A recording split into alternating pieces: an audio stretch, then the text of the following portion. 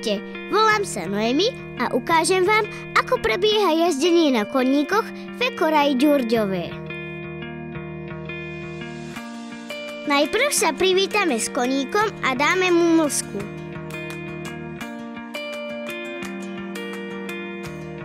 Potom si koníka odvedieme, aby sme ho mohli očistiť, skontrolovať kopytka a osedlať ho.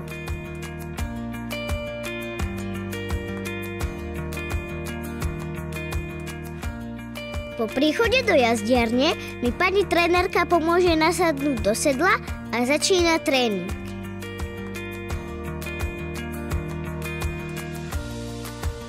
Naučí nás, ako správne sedieť v sedle a držať správne rovnováhu.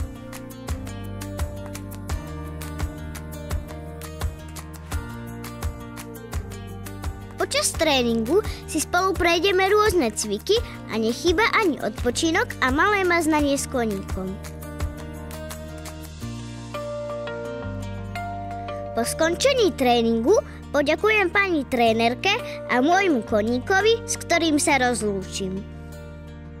Príďte si aj vy zajazdiť na koníkoch do ekoraja Ďurďové, tešíme sa na vás!